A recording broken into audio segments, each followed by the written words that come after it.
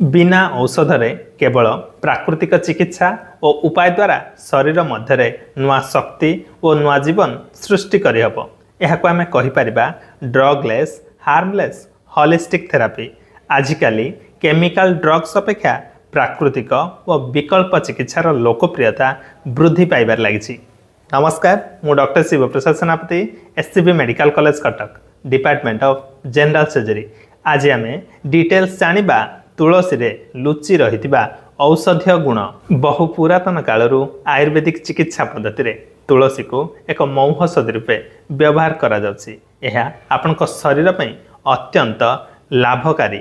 भारतीय संस्कृति रे तुलसी गछ को आमे पूजा करिथाउ। बहुत जन सकाळ उठी तुलसी पत्र चोबई खाई थांती, आउ किछि लोक चारे पकई पी थांती। एथिरु आपनकु अनेक गुडे औषधीय गुण मिली थाए।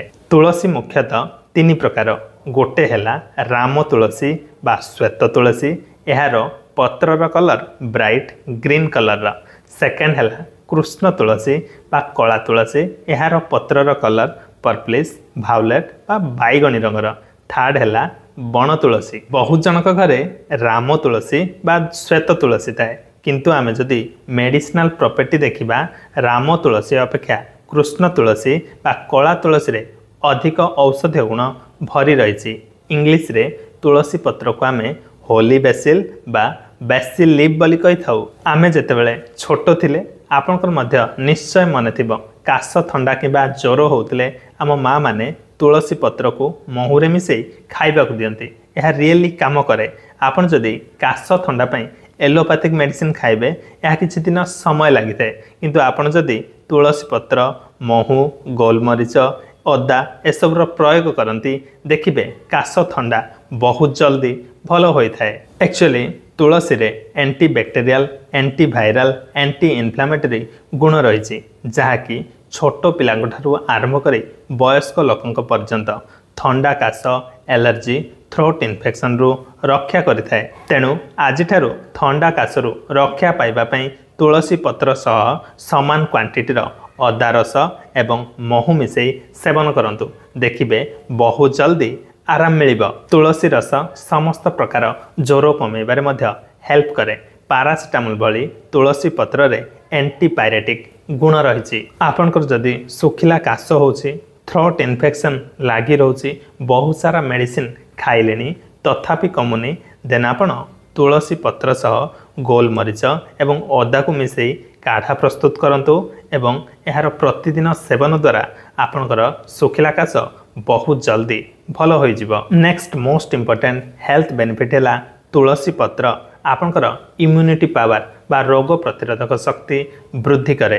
एथिरे एंटीऑक्सीडेंट सहित विभिन्न प्रकार मिनरल्स जेमिति कि zinc iron calcium phosphorus vitamin जदि देखिबा विटामिन ए एवं विटामिन सी भरी रही, जहाँकि आपन को अनेक गुड़े रोग संक्रमण रु रक्षा करिबो। आपन जदि नेचुरल उपाय रे इम्यूनिटी पावर को बूस्ट करबा चाहउचंती, देन तुलसी पत्रर हेल्प नहीं पारिबे। जर्म सेल एगेंस्ट रे तुलसी पत्र आम शरीर रे टी हेल्पर सेल एवं नेचुरल किलर सेल तैयारी करथाए। इवेन कैंसर भली रोग को मध्य प्रतिरोध करिवार क्षमता रखे तुलसी। नेक्स्ट है डायबिटीज रोगी तुलसी कौन सी औषध ठारू कम नुह, यह ब्लड सुगर लेवल को कमे थाए। डायबिटीज रोगी संगे संगे हृदरोगी उच्च रक्तचाप रोगी लाभकारी। यह शरीर रे ब्लड सर्कुलेशन को वृद्धि करे, बैड कोलेस्टेरोल को कमे थाए। नियमित भाव में तुलसी पत्र रस रे हलदी मिसई सेवन करने द्वारा आपनकर बैड कोलेस्टेरोल बा एलडीएल रो मात्रा कमी थाए। नेक्स्ट है तुलसी पत्र डिप्रेशन बा मानसिक दुश्चिंता को मध्य दूर करे।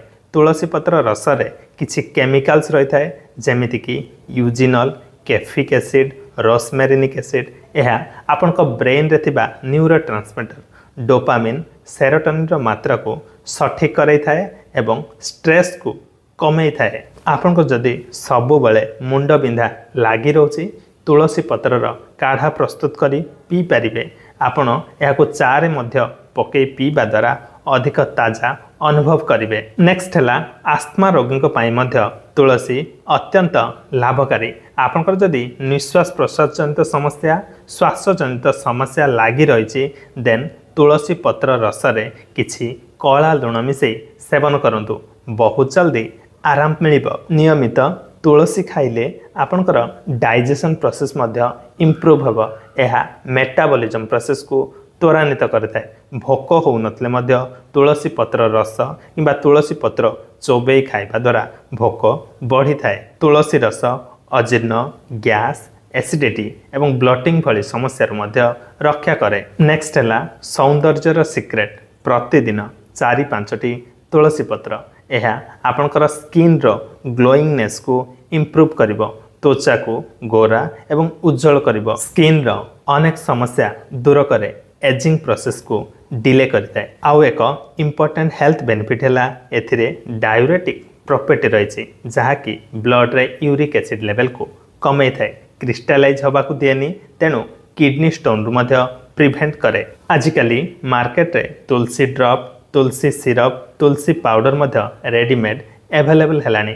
आपन जदि प्योरेस्ट फॉर्म रे तुलसी पाउडर यूज करबा चाहते आपन को मु रेकमेंड करबी नेचरशर कंपनी रो तुलसी लीफ पाउडर। यह प्योरिटी एवं ऑथेंटिसिटी पे इंडियन एनालिटिकल लैबोरेटरी रो सर्टिफाइड मध्य यह 100% नेचुरल एवं आयुर्वेदिक प्रोडक्ट। यार प्राइस मध्य बेसी नुह, reasonable, no added preservatives, no added chemicals, no added colours, तेणु साइड इफेक्ट कौन भय नहीं। यह हाई क्वालिटी तुलसी पत्र प्रस्तुत करा जाय थाए। आपण जेउ फॉर्म रे तुलसी को नौचंती डेली इनटेक 600 मिलीग्राम रो अधिक करिवेनी। आपण जदि तुलसी powder use करचंती per day 1 to 2 teaspoon use करि परिबे।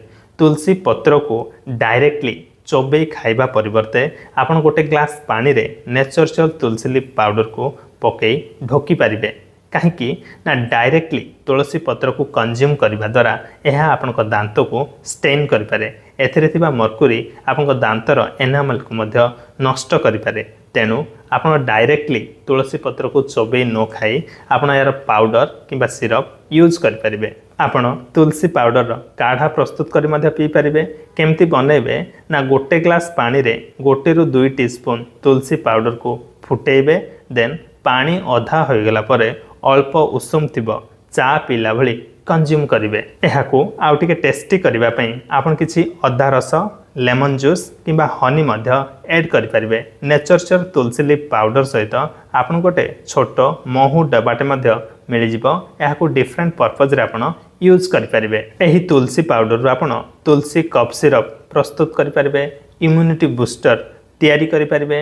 यह फेस मास्क करि मध्य यूज करि परिबे। एसबुर रेसिपी एवं केमिति यूज करेंगे यार मध्य डिटेल्स गाइड आपन को मिल जिवो। एही नेचरशर तुलसी लीफ पाउडर रो आपण एक बेस्ट फेस मास्क मध्य प्रस्तुत करि परिबे जहाँकि आपनकर फेशियल ग्लोइंगनेस को इम्प्रूव करिवो। केमिति यूज करेंगे ना 1 to 2 teaspoon Tulsi leaf powder सहित गोटे चामच महू एवं गोटे चामच रोज वाटर मिसई आपन फेस रे मास्क करी लगेबे।